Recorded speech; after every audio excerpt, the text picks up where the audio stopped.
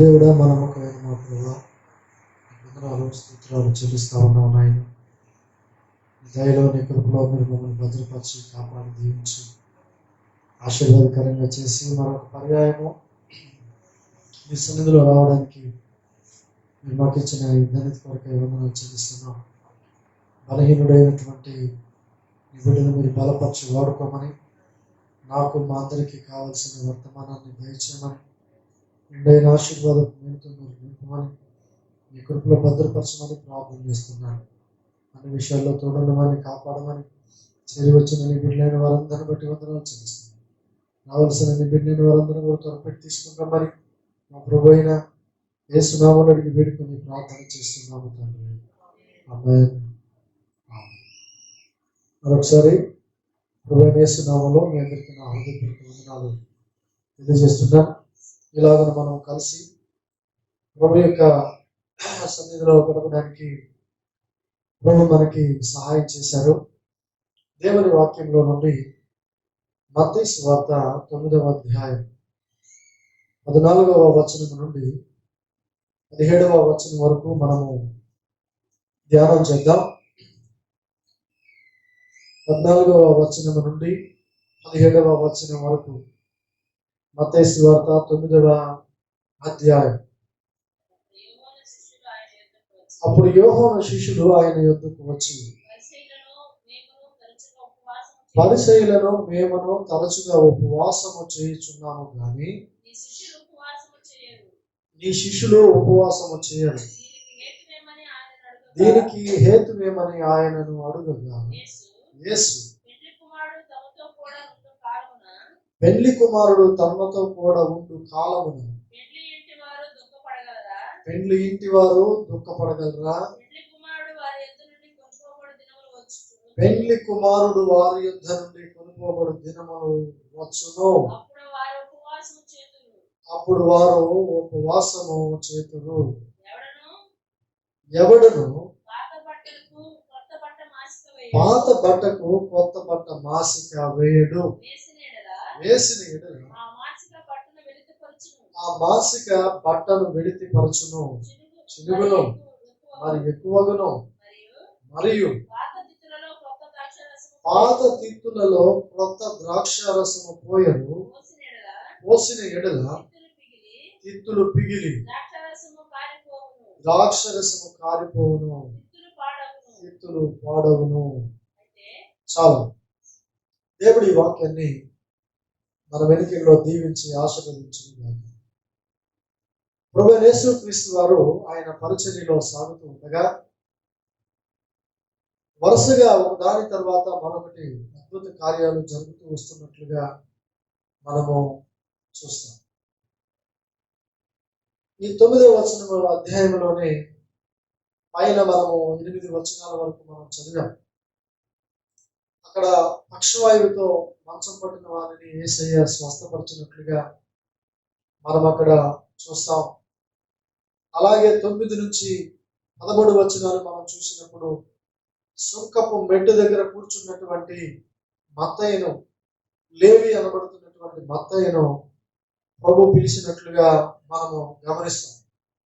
ఇప్పుడు 14వ వచనం నుండి మనం చదువుతున్న భాగంలో ఏంటి ఈ భాగానికి మనం ఇచ్చే పేరు అంటే ఉపవాసమును గురించిన ప్రశ్న. ఈ ప్రసంగ అంశం ఏంటి అంటే ఉపవాసమును గురించిన ప్రశ్న ఇక్కడ ఉద్భవిస్తా ఉంది. అప్పుడు యోహాను శిష్యులు ఆయన యొద్దకు వచ్చి 14వ వచనం, పరిసయ్యులను మేమును తరచుగా ఉపవాసము చేయుచున్నాము గాని నీ శిష్యులు ఉపవాసము చేయరు. దీనికి హేతువేమని ఆయనను అడుగగా, బాప్తిసమిచ్చు యోహాను యొక్క శిష్యులు అడుగుతున్నారు యేసయ్యను. మేము అలాగే పరిసయ్యులు కూడా ఎక్కువ సార్లు ఉపవాసం చేస్తున్నాం, ఉపవాసం ఉంటున్నాం, కానీ నీ శిష్యులను పడుతున్న వారు ఉపవాసం ప్రార్థన చేయట్లేదు, ఉపవాసం ఉండలేదు. ఏంటి కారణం? ధర్మశాస్త్రం బోధించింది ఈ ఉపవాసం, కాబట్టి ఉపవాసం తప్పకుండా ఉండాలి అన్నట్లుగా వారు యేసయ్యను అడుగుతూ వచ్చారు. యేసు ప్రభు వారు వారికి ఒక సమాధానాన్ని ఇచ్చారు. 15వ వచనాన్ని మనం చదువుతాం. యేసు, పెండ్లి కుమారుడు తమతో కూడా ఉండు కాలమున పెండ్లి ఇంటి వారు దుఃఖపడగలరా? పెండ్లి కుమారుడు వారి యొద్ద నుండి కొనుక్కోబడు దినములు వచ్చును, అప్పుడు వారు ఉపవాసము చేస్తారు అని చెప్పారు. పెండ్లి కుమారుడు ఇంట్లో ఎక్కడ దుఃఖం అనేది కనబడదు, సంతోషం ఆనందం ఎప్పుడు ఉంటుంది. సో పెండ్లి కుమారుడు ఉన్నప్పుడు ఆ ఇంట్లో దుఃఖాన్ని మనం చూడలేం కాబట్టి ఆనందాన్ని సంతోషాన్ని మనం చూస్తుంటాం. యేసయ్య చెబుతున్న మాట ఏమనంటే, పెండ్లి కుమారుడు మీ మధ్య నుండి తీసివేయబడినప్పుడు తప్పకుండా వారు ఉపవాసం చేస్తారు, చేయాలి కూడా అన్నట్లు. ఉపవాసం అసలు ఎందుకు చేయాలి? ఈ కాలంలో ఉపవాసం ఉంటే ఎందుకు ఉండాలి? ఉపవాసం ఉండడం వల్ల ఏంటి ఉపయోగం అనే అంశాన్ని మనం ఇప్పుడు 4-5 పాయింట్స్ నేను చెప్పాలని మీ కొరకు సిద్ధపడి వచ్చాను. మొదటిగా యోహాను సువార్త నుండి ఒక మాట చదువుదాం. యోహాను సువార్త 14వ అధ్యాయంలో ఒక మాటను మనం చూద్దాం. యోహాను సువార్త 14వ అధ్యాయం 3వ వచనాన్ని మనము చదువుకుందాం. 3వ వచనాన్ని మనం చదువుకుందాం. నేను వెళ్ళి మీకు స్థలమును సిద్ధపరచని ఎడల నేనుండు స్థలములో మీరును ఉండులాగున మరలా వచ్చి నా యొద్ద ఉండుటకు మిమ్మను తీసుకొని పోదును. ప్రభు చెబుతున్నాడు, విశ్వాసులైన తన పరిచారకులైనటువంటి శిష్యులైనటువంటి వారందరితో ఏం చెప్పారు అంటే, నా తండ్రి ఇంట అనేక నివాసములు కలవు, లేని ఎడల నేను మీతో చెప్పుదును. నేను వెళ్ళుచున్న స్థలము, నేను వెళ్ళే ఈ స్థలము మరలా నేను ఇక్కడికి వస్తాను, నేనుండు స్థలములో మీరును ఉండులాగున మరలా వచ్చి నా యొద్ద నుండుటకు మిమ్మల్ని తీసుకొని పోదును. ఆయనతో కూడా ఉండడానికి మనల్ని కూడా తీసుకొని పోతాడు అనే వాక్యాన్ని మనం చూస్తున్నాం. పరలోకంలో ఉండడం కొరకు యేసుతో కూడా మనం ఉండాలి అని అంటే, యోహాను శిష్యులు అడిగినట్లుగా మన జీవితంలో కూడా ఇలాంటి కార్యాలు కావాల్సిందే. ఉపవాసం అనేది ఉండాలి అనే విషయాన్ని మనం చూస్తాం. కానీ యేసుతో కూడా ఉన్నప్పుడు పెండ్లి కుమారుని ఇంట సంతోషం ఉంటుంది, దుఃఖం ఉండదు. ఆయన ఈ లోకము నుండి వెళ్ళిపోయిన తర్వాత ఉపవాస ప్రార్థన చేస్తారు, మరలా ఆయన మనల్ని తీసుకుని పోవడం కొరకు ఈ లోకానికి వస్తారు అనే విషయాన్ని మనము గమనిస్తూ వస్తూ ఉన్నాం. నేను అదే చెప్పాను, ఈ కాలంలో ఉపవాసం ఉంటే ఎందుకు ఉండాలి? అసలు ఉపవాస ప్రార్థన చేయవలసిన అవసరం ఏమన్నా ఉన్నదా అని అంటే, ఈ మనం చదివినటువంటి భాగం ఉపవాసం గురించే ప్రశ్న చేయబడినటువంటి భాగం. దాని వివరణ నేను మీకు తీసుకుని వస్తున్నాను. మొదటి మాట, ఎందుకు ఉపవాసం ఉండాలి అని అంటే, తన ప్రభువు రాకడ కొరకు విశ్వాసి ఆశతో ఎదురు చూడడానికి ఉపవాసం చేయాలి. ఎందుకు ఉపవాస ప్రార్థన చేయాలి అంటే, మనం ఎందుకు ఉపవాస ప్రార్థన చేస్తాం? మనం చేసే వాటికి చాలా కారణాలు ఉన్నాయి. అసలు ఉపవాసం ఎందుకు చేయాలి అంటే, ప్రభువు రాకడ కొరకు విశ్వాసి ఆశతో ఎదురు చూస్తూ ఉండడం కొరకు ఉపవాస ప్రార్థన చేయాలయ్యా. నీ ఉండే స్థలంలో మేము కూడా ఉండడం కొరకు నివాసాలు ఉన్నాయని చెప్పావు, మమ్మల్ని కూడా మీ దగ్గరికి తీసుకుని వెళ్ళడానికి మీరు త్వరగా రావాలి, నీ రాకడ మాకు అవసరం అన్నట్లుగా ఉపవాస ప్రార్థన చేయాలి. అసలు ఈ రోజుల్లో ఎవరైనా అలాంటి ఉపవాస ప్రార్థన చేసేవాళ్ళు ఉన్నారా? పిల్లలకి పెళ్లి అవ్వాలని ప్రార్థన చేసేవాళ్ళు ఉన్నారు, ఉద్యోగం రావాలని ప్రార్థన చేసేవాళ్ళు ఉన్నారు, ఎక్కడున్న ఉద్యోగం అక్కడికి పోవాలని ప్రార్థన చేసేవాళ్ళు ఉన్నారు, అక్కడికి ఇక్కడికి రావాలని చేసే రకరకాల కారణాలు మనకు ఉన్నాయి. అసలు ఉపవాస ప్రార్థన ఎందుకు చేయాలి అంటే, ప్రభు యొక్క రాకడ సమీపంగా త్వరగా రావాలని ఒక విశ్వాసి ఆశ కలిగి ఎదురు చూడాలి అన్నట్లుగా మనం చూస్తాం. రెండవ మాట కూడా నేను చెబుతున్నాను చూడండి, ఆయన రాకడ కొరకు సిద్ధపడడానికి మనం ఉపవాస ప్రార్థన చేయాలి. ఎందుకు ఉపవాస ప్రార్థన చేయాలి? ప్రభు యొక్క రాకడ రాబోతుంది. మనం ప్రార్థన చేసినా చేయకపోయినా అది తథ్యం జరుగుతుంది. ఆ రాకడను మనం ఎదుర్కోవడం కొరకు, మనం సిద్ధపడడం కోసం, మనం సరి చేసుకోవడం కోసం ఉపవాస ప్రార్థన తప్పకుండా చేయాలి. కాబట్టి ఉపవాస ప్రార్థన యొక్క ప్రాముఖ్యత ఏమిటో నేను మీకు జ్ఞాపకం చేస్తున్నాను. 3వ మాట కూడా చెబుతున్నాను చూడండి. మన వ్యక్తిగత పాపాలకు పరితాపం వ్యక్తం చేయడానికి ఉపవాస ప్రార్థన చేయాలి. వ్యక్తిగతంగా మన పాపాలు పశ్చాత్తాపం పడడం కోసం, పరితాపం చెందడం కోసం, వ్యక్తం చేసుకోవడం కోసం ప్రభు దగ్గర మనము ఉపవాస ప్రార్థన తప్పక చేయాలి. 4వది, ఎందుకు ఉపవాసం చేయాలి అంటే మనలను దేవునికి దగ్గరకు తీసుకోమని అడగడానికి ఉపవాసం చేయాలి. నేను లోకాసలతో నిండిపోయి దూరంగా ఉన్నాను, ఈ లోకమనే వలలో వరవడిలో చిక్కుకొని పోయాను, నీకు అది సమీపంగా నన్ను తీసుకోవడానికి సహాయం చేయను ఆయన అని ఉపవాస ప్రార్థన అలా బైబిల్లో చేసిన వారు చాలా మంది మనకు కనబడతారు. కాబట్టి అలాగ చేయాలి అని దేవుని వాక్యం మనకి సెలవిస్తూ ఉంది. 5వది, ఎందుకు ఉపవాస ప్రార్థన చేయవలసిన అవసరత ఏమున్నది అని అంటే 5వ మాట కూడా నేను చెబుతున్నాను. ఒక కొత్త పని కొరకు ప్రారంభించే ముందు ప్రార్థన కావాలి. అది మన అవసరమైన మరి ఏదైనా సరే, ఒక పని కొరకు, ఒక కొత్త పని మనం ప్రారంభించినప్పుడు మనం ఖచ్చితంగా ప్రార్థన చేయాలి. ఏదైనా జాబ్కు వెళ్తాం, జాబ్ కావాలి, ప్రార్థన చేస్తాం. ఏదైనా వివాహం జరగాలి, ప్రార్థన చేస్తాం. ప్రయాణం జరగాలి, ప్రార్థన చేస్తాం. ఏదో ఒక ఆస్తి కొనుగోలు చేయాలి, ప్రార్థన చేస్తాం. అలాగే సంఘంలో కూడా కొన్ని అవసరతల కోసం, దేవుని పని కోసం సంఘంలో ఉన్నటువంటి వారందరూ కూడా ప్రార్థన చేశారు. నూతన నిబంధన గ్రంథంలో మనం చూసినప్పుడు వారు అలాగ ఉపవాసం చేసినట్లుగా మనం చూస్తాం. ఒకసారి మనందరం కూడా బైబిల్స్ చూద్దాం. చూడండి, అపోస్తలుల కార్యాల గ్రంథం 13వ అధ్యాయం. అపోస్తలుల కార్యముల గ్రంథం 13వ అధ్యాయం.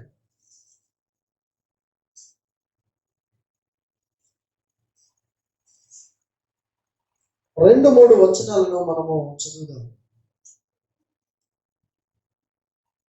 2-3 వచనాలను.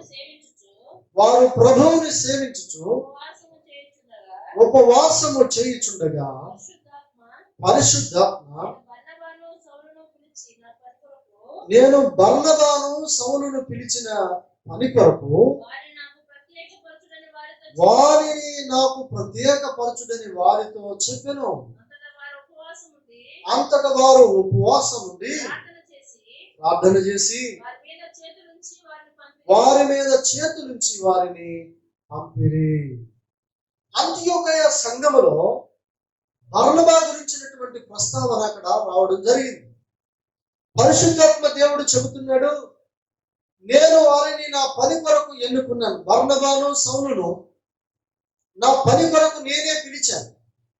కాబట్టి ఆ పని కొరకు వారిని అప్పగించాలంటే వారు ఉపవాస ప్రార్థన చేసి, సంఘ నాయకులు, దేవునిలో ముందుకు వెళ్ళినటువంటి పెద్దలు, దైవజనులు, వారందరూ కూడా ప్రార్థన చేసి ఒక పని కొరకు, ఒక ప్రారంభం కొరకు వారిని అప్పగించినట్లుగా దేవుని వాక్యంలో మనం చూస్తాం.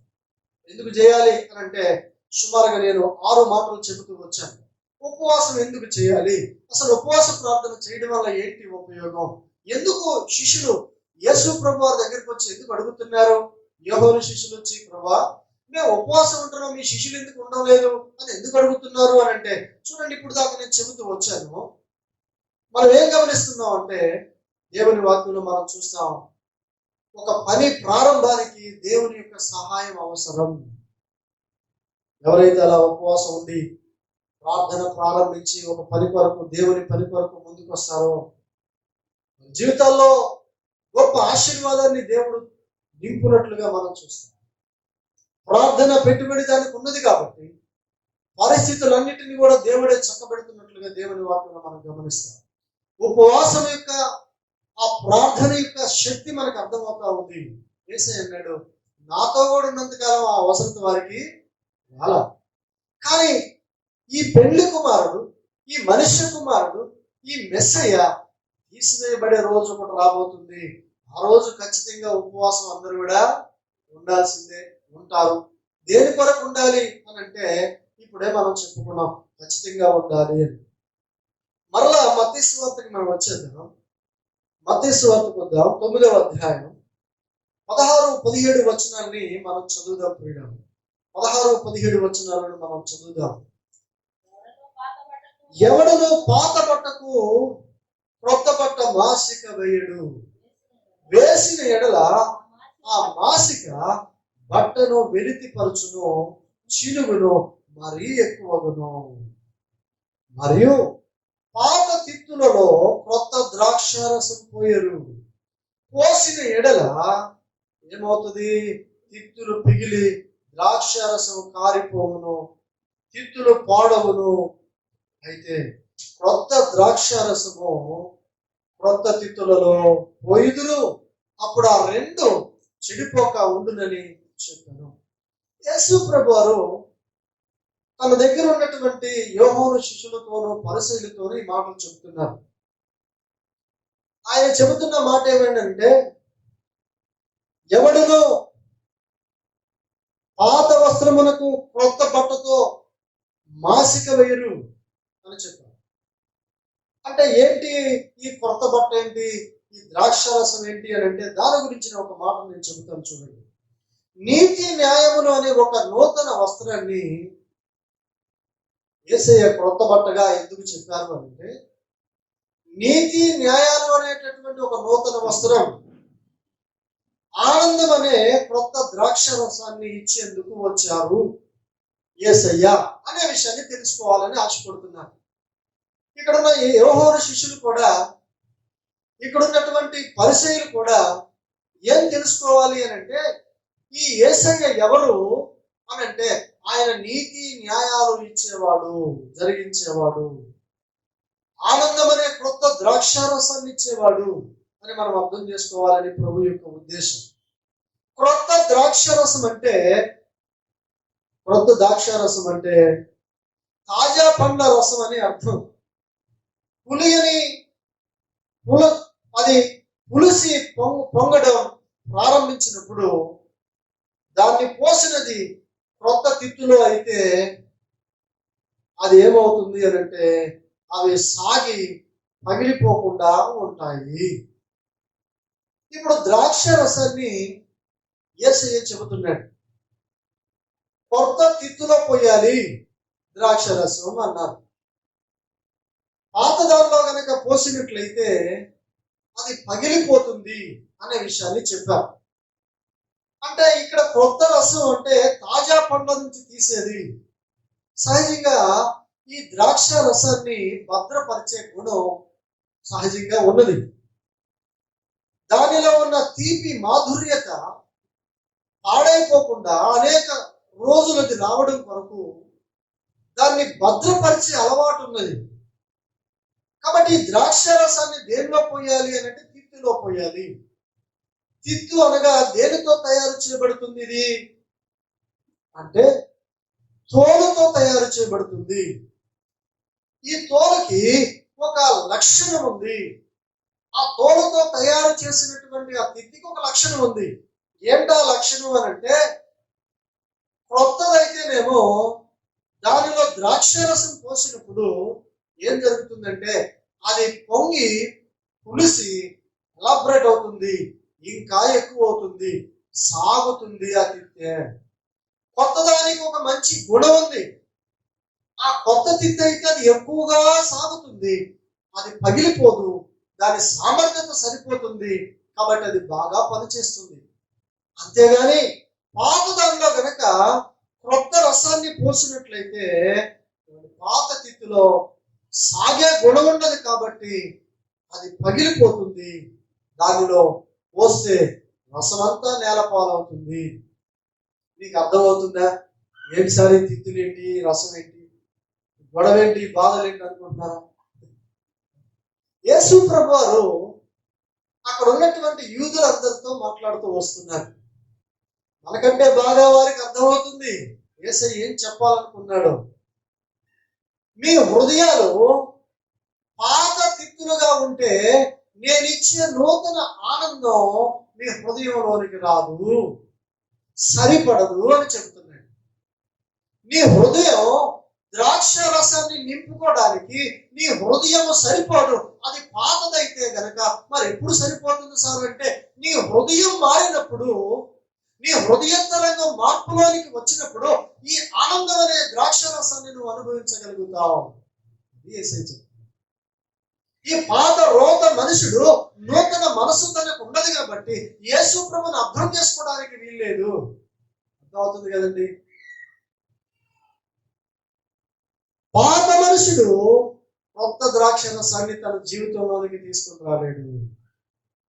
పాత బట్టకు కొత్త బట్ట మాసిక వేసినట్లయితే ఏం చేస్తుంది? అది ఇంకా చిరిగిపోతుందే గాని ఆ మాసిక నిలబడదు. అది యేసయ్య చెబుతున్నాడు. ఓ యూదా మతస్థులారా, యూదా నాయకులారా, మీరేం చేస్తున్నారంటే మీ మనస్సు మార్చుకోకుండా, మీ హృదయం మారకుండా మీరేం చేస్తున్నారో తెలుసా? చిరిగిన దానికి, పాత దానికి కొత్త వేసి కొట్టడం ప్రారంభించారు. వేసి సంతోషపడుతున్నారు మీరు. అది యేసయ్య చెప్తున్నారు. దాని వలన ప్రయోజనం లేదు, అది చిరిగిపోతుంది, ఉపయోగపడదు నీకు ఏమాత్రం కూడా. అర్థమవుతుంది కదండి. నేను మన జీవితాల్లో కూడా నూతనమైన ఆత్మాభిషేకాన్ని అనుభవించలేకపోతున్నాం. ఆత్మాభిషేకం అంటే దేవుని యొక్క ఆత్మ ద్వారా నడిపించబడలేకపోతున్నాం చాలాసార్లు. ఎందుకని అంటే మన మనస్తత్వం పాతదే, మన పంద పాతదే, మన భక్తి పాతదే, మన వ్యవహారం పాతదే, మనం చేసేవన్నీ పాతదే. నీ జీవితంలో న్యూ క్రియేషన్ అనేది ఏమి లేదు, నూతన స్వభావంతో లేదు. ఈ తోలు తిప్పి అది నూతనంది కాపోయినట్లయితే అది ఏం చేస్తుంది అని అంటే పాతదాన్ని పగలగొడుతుంది. ఆ ద్రాక్షరసం దానిలో ఉండే స్టామినా దానికి సరిపోదు. యేసు ప్రభువు అందుకే చెప్పారు, మీ హృదయం ఎలా అవ్వాలి అంటే నూతనమైనటువంటి తిత్తిగా ఉండాలి. ఏం సార్ ఇంత భక్తి చేస్తున్నాం, ఇన్ని సంవత్సరాలు లేదా అంటే యోహాను శిష్యులు అదే అడుగుతున్నారు యేసయ్యను. మీ శిష్యులు ఎందుకు ఉపవాసం చేయట్లేదయ్యా, మేమెందుకు చేస్తున్నాం? వారి ఉద్దేశం ఏంటంటే ప్రక్కన వారిని చూసి, ముందు వారిని చూసి భ్రమలో ఉన్నట్లుగా మనం చూస్తాం. యూదుల మత పద్ధతులు అన్ని మరి మారు మనసు లేకపోతే, పొందలేకపోతే అవన్నీ కూడా పగిలిపోయే తిత్తులో వేసినటువంటి ద్రాక్ష రసం అయిపోతుంది. ద్రాక్ష రసం తీగ కొన్ని రోజులుగా ఉండాలంటే ఏం చేయాలి? దానిని భద్రపరచాలి. ద్రాక్షరసం కొన్ని రోజులు అది తీపిగా మారాలంటే, మాధుర్యంగా మారాలంటే దానిని భద్రపరచవలసిన అవసరం ఎంతైనా. అందుకని యేసయ్య చెప్పాడు 17వ వచనం, మరియు పాత తిత్తులో క్రొత్త రసము పోయరు, పోసిన ఎడల తిత్తులు పిగిలి ద్రాక్ష రసము కారిపోవును, తిత్తులు పోడవును. అయితే క్రొత్త ద్రాక్ష రసము క్రొత్త తిత్తులలో పోయిందును, అప్పుడు ఆ రెండును చెడిపోక ఉండునని యేసు ప్రభువు చెప్తున్న మాట మన జీవితాల్లో కూడా అన్వయించుకుందాం. నీవు ఎలాంటి ఈ తిత్తు వలె ఉన్నావో, ద్రాక్ష రసం నింపుకునేటటువంటి ఆనందం, సంతోషం, దేవుడిచ్చే నూతనమైన హృదయం, నూతన కార్యాలనే తిత్తి నీ జీవితంలో ఉన్నట్లయితే నీ జీవితంలో గొప్ప కార్యాన్ని నీవు చూడగలుగుతావు. పాత దానిలో ఎంత రసం వేసేసినా నీ తిత్తిని మార్చుకోకుండా, హృదయాన్ని మార్చకుండా వాయుగుండంలో వేసేసినట్లుగా, రోత బావిలో వేసేసినట్లుగా హృదయాన్ని వెలికి తీయకుండా దానిలో నువ్వు ఎంత వేసినా కూడా ఎంత వ్యర్థమైపోయేటటువంటిది. ద్రాక్షరసం మంచిదే, శ్రేష్టమైందే, కానీ అది ఎక్కడ పోయబడుతుందంటే పాత దానిలో వేయబడుతుంది. అందువల్ల దాని శ్రేష్టత పోతుంది, అది పిగిలిపోతుంది, దానిలో నుండి మొత్తం పోతుంది. ఈరోజు ప్రియులారా, మన భక్తి జీవితం కూడా అలాగే ఉంది. పాత రోత దానిలోనే వేసేస్తున్నాం, దానికి సరిపెడుతున్నాం. మనం కూడా మార్పులోనికి రావడంలో మనం మన భక్తిని ఏదో ఇంటి రోజుల నుంచి చేస్తున్నాం కదా, ఇంకేమైందండి దానిలో సరిపోతుంది లేండి అన్నట్లుగా భ్రమలో ఉండిపోతున్నాం. చాలా మంది ఎలా అయిపోయారు ఈ రోజుల్లోనంటే, భక్తి అయితే లేదు కానీ భక్తి భ్రమలో ఉన్నట్లుగా బ్రతుకుతున్నారు. చాలా మందిని గమనిస్తూ ఉంటాం మనం, వారి జీవితంలో భక్తి కనబడదు, భ్రమలో ఏదో మోకరించి ఒకవేళ మోకాళ్ళ మీద నిలబడి దేవుని స్తుతిస్తూ చాలాసేపు ప్రార్థన చేసినట్లు కనబడొచ్చేమో కానీ అది మన భక్తి జీవితం సరైనటువంటిది. ఒక పాస్టర్ గారు చెప్తున్నాడు, ఫలానా వ్యక్తి ఎంత ప్రార్థన చేస్తారు బ్రదర్, చాలా ప్రార్థన చేస్తారండి, మంచి భక్తి అండి. బ్యాక్గ్రౌండ్ స్టోరీ పాస్టర్ గారికి తెలియదు పాపం. వీళ్ళని నేను ఏం జ్ఞాపకం చేస్తున్నానంటే, యేసయ్య చెప్పారు, యూదులు తమ మత పద్ధతులను మార్చుకోకుండా వారు ద్రాక్షారసం కోసం వేగర పడుతున్నారే కానీ దాని వలన వారికి నష్టం వస్తుంది, ఉపయోగం లేదు. దేవుడిచ్చే నూతనమైనటువంటి ద్రాక్షరసం వారి జీవితాల్లో వారు కోల్పోతారు. వీళ్ళని మన జీవితంలో అర్థం చేసుకున్నాం. యేసుప్రభు వారు చెబుతున్నారు, పాత బట్టకు కొత్త బట్టతో మాసిక వేస్తే ఏమవుతుంది, ఇంకా ఎక్కువగా చినిగిపోతుంది కదా, అది ఇంకా పెద్దదవుతుంది, చినిగే దానికంటే కూడా ఎక్కువగా చినిగిపోతుంది. కాబట్టి మన జీవితాన్ని మనం సరి చేసుకోవాలని యేసుప్రభు వారు అక్కడ ఉన్నటువంటి శిష్యులైన వారందరితో కూడా ఆయన జ్ఞాపకం చేస్తూ వచ్చారు. అర్థం చేసుకున్నారు కదా ప్రియ, దేవుని వాక్యం మనం శ్రద్ధగా ఆలకించినప్పుడు అర్థమవుతుంది. ఒక వ్యక్తి ఈ లోకంలో ఎక్కువ కాలం బ్రతకడానికి ఎవరు కారకులు అంటే దేవుడు. సంవత్సరం నుండి సంవత్సరాంతం అనే దయా కిరీటాన్ని ధరింపచేసేవాడు దేవుడు. ఒక వ్యక్తి జీవితంలో అంచెలంచెలుగా ఎదగాలి అనంటే, అపాయాలు తప్పించబడాలి అనంటే దేవుణ్ణి ఎంత స్తుతించాలి మనము, నిజంగా చాలా స్తుతించాలి. ఈ కరోనా టైంలో ఎందరో చాలా సంవత్సరాలు బ్రతుకుతామని భ్రమలో ఉండి చెప్పకుండానే తెలియకుండానే వారి జీవితాన్ని ముగించిన సందర్భాలు మనం చూస్తాం. చాలా ఘోరమైనటువంటి పరిస్థితి. అందుకని ఆయుష్ కాలాన్ని ఇచ్చిన ప్రభువుని కృతజ్ఞతతో హృదయంతరంగంతో మనం స్తుతించే వారిగా మనం ఉండాలి. మీ జీవితంలో కూడా అలాంటి కృతజ్ఞత ఖచ్చితంగా ఉండాలి. ప్రభువుని మనం స్తుతించే వ్యక్తులుగా మనం ఉండాలి. హోషేయలో మనం చదువుతాం, ఆమోసులో మనం చదువుతాం, ఏమిచ్చి నీ రుణం నేను తీర్చుకునేది ప్రభువా, వేలాది దూడల్ని ఇచ్చేదా, వేలాది నదులంత విస్తారమైన తైలాన్ని నేను ఇచ్చేదా, ఏమిచ్చి దేవుని యొక్క మేలుని మనం తీర్చుకోగలం, నా జ్యేష్ఠ కుమారుడిని నేను ఇచ్చేదా, నువ్వు చేసిన మేలును బట్టి, నువ్వు చేస్తున్న మేలును బట్టి నేనేమివ్వగలను. యేసయ్య అన్నాడు, ఇవేమో నాకు అవసరం లేదు కానీ నీ జీవితంలో ఉన్నటువంటి నీ హృదయం ఇస్తే చాలు. యశుప్రభుకి ఏం కావాలంట, మన హృదయం ఇస్తే దానిలో క్రొత్త ద్రాక్ష రసాన్ని ఆయన నింపుతుంది. మాధుర్యమైనటువంటిదిగా, మధురమైన నీ జీవితంగా మారుతుంది. ఆ తిత్తి ఎలా ఉంటుంది అని అంటే మాధుర్యమైనదిగా మారుతుంది. యేసయ్య నీ జీవితంలో నింపే రసం మాధుర్యాన్ని ఇస్తుంది. అలాంటి వారిగా మనం ఉండాలని ప్రభు కోరుకుంటూ ఉన్నాడు. దేవుని వాక్యంలో మనం అదే చూస్తున్నాం. మనం ఏ కాడికి మాస్క్ వేసేవారమే మంది, దానికి కొత్త దేశీ సంతోషపడిపోతూ ఉంటాం, చాలే ఇంకా బాగుంది కదా అన్నట్టు. కానీ అది ఏదో ఒక రోజు పగిలిపోతుంది, అది శాశ్వతమైంది, బ్లాస్ట్ అయిపోతుంది, అంతే చిరిగిపోతుంది. కాబట్టి అలాంటి వారిగా మనం ఉండకూడదు. నిజమైనటువంటి ఉపవాసం మనం ఎప్పుడు చేయాలి, ఎలా చేయాలో నేను ఇప్పుడు దాకా మీ కొరకు జ్ఞాపకం చేశాను. ఉపవాసం ఎందుకు చేయాలో కూడా నేను చెప్పాను. ఉపవాసం చేయడం వల్ల ఏంటి లాభమో కూడా చెప్పాను. ఒక పని కొరకు సంఘంలో వారందరూ సేవకు పంపించే దాని కొరకు ఉపవాసం ప్రార్థన చేసి దేవుడు పిలిస్తేనే వారు పరిచర్య కొరకు వారిని ఎన్నుకొని ప్రార్థన చేసి పంపించారు. మరి మనం ఏం చేయాలి? మనం ఏం చేద్దాం? మనం కూడా ఏం చేయాలి? ప్రార్థన ఎక్కువగా చేయాలి. ప్రతి పని కొరకు, ప్రతి అవసరత కొరకు, బిడ్డల కొరక, జాబ్ కొరక, ఆర్థిక పరమైన ఇబ్బందుల కొరక, సమస్యల కొరక, వ్యాధి కొరక, బాధల ఏదేనికైనా సరే మన ప్రార్థన మనం ఎప్పుడైనా సరే చేసినప్పుడు దేవుడు గొప్ప కార్యాన్ని చేస్తాం. ఈరోజు ఫెయిల్ అయిపోతున్నాం మనం కూడా కదండి. చినిగిపోతున్నాయి, తిత్తులు పగిలిపోతున్నాయి. అయ్యో ఎంత ఘోరము కదా. ప్రభు ఆశించిన మేరకు మన జీవితంలో మాధుర్యం లేదు. ఆయన ఆశిస్తున్నట్లుగా మన జీవితాన్ని మాధుర్యంగా మార్చుకోలేకపోతున్నాం.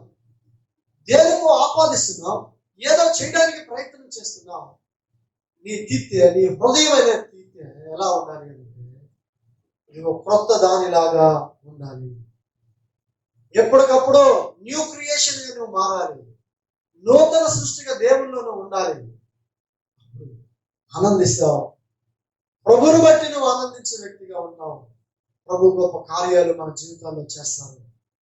దేవుడి వాక్యాన్ని మన వెనుకల్లో దీవించి ఆశీర్వదించిన గాక. ఆరాధించి ప్రార్థన చేసుకుందాం. అందరూ కూడా ప్రార్థన చేసుకుందాం. మహాగణుడు అయిన మా ప్రభు, మహోన్నతుడు అయిన మా దేవ, కొందరాలు స్తోత్రాలు చెల్లిస్తున్నాం. దేవా, నిజమైనటువంటి ఆనంద సంతోషాలు, నీతి వస్త్రం మాకు ఇచ్చినందుకు మీకు వందనాలు చెల్లిస్తున్నాం. మా జీవితాలన్నడు పాత తిత్తుల వలె ఉండక నూతనమైనటువంటివిగా ఉన్నట్లు ఎందరు నీ మాటలు వినడానికి ఆశ కలిగి వచ్చారో వారందరి జీవితాల ఆశీర్వాదాన్ని మేలుని మీరు నింపమని, నిశ్చయమని దీవించమని, అంతకంతకు రెట్టింపు దీవెన ఆశీర్వాదం ప్రతి కుటుంబానికి దయచేయమని కాపాడు. మా ప్రభు అయిన యేసు నామములో వేడుకొని ప్రార్థన చేస్తున్నాము. అందరికీ